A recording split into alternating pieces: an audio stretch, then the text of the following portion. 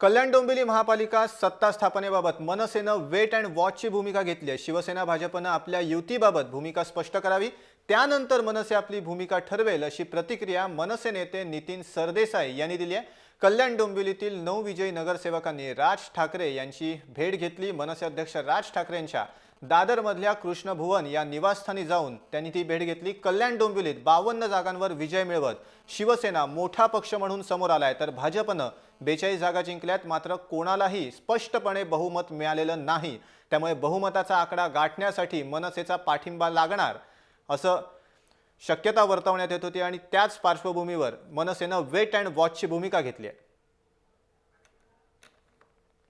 कल्याण डोंबिवलीमध्ये शिवसेनेला सर्वाधिक 52 जागा मिळालेल्या होत्या, तर भाजप सगळ्यात दुसऱ्या क्रमांकाचा पक्ष म्हणून समोर आलेला होता। 42 जागांसह मनसेला 9 जागा मिळालेल्या होत्या, त्यामुळे शिवसेनेला मनसे पाठिंबा दिला आणि शिवसेना सत्तेवर येईल असं एक समीकरण मांडलं जात होतं काल। यासंबंधी मनसेने मात्र वेट अँड वॉचची भूमिका घेतली आहे। शिवसेना आणि भाजप यांच्या एकंदरीतच भूमिकेनंतर मनसे आपली प्रतिक्रिया देईल अशी माहिती आता आपल्याला मिळते नितीन सरदेसाई यांच्याकडनं।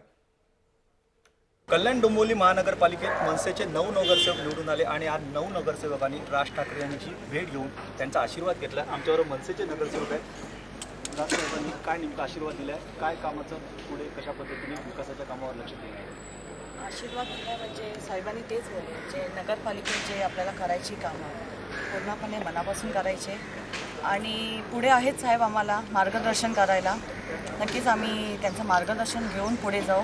सत्ता स्थापन करणं किंवा मनसेची भूमिका सभागृहात किंवा महापालिकेत काय असणार या सगळ्या बाबतीचे निर्णय स्थानिक पातळीचा कुठलाही पदाधिकारी किंवा नगरसेवक घेऊ शकत नाही। याबाबतीत जो काय निर्णय घ्यायचा असेल तो माननीय राजसाहेब ठाकरे घेतील आणि मुळात अशा चर्चा ज्या काही स्थानिक पातळीवर चालू आहे असं मीडियाचं म्हणणं आहे, या चर्चांमधनं कधीही असे निर्णय स्थानिक पातळीवर होत नाही। त्या पक्षाचे वरिष्ठ नेतेच हे निर्णय घेत असतात। त्यामुळे जर काही समीकरणं जुळणार असतील किंवा जुळवायची असतील तर त्याचे निर्णय सर्वच पक्षाचे वरिष्ठ नेते घेतील।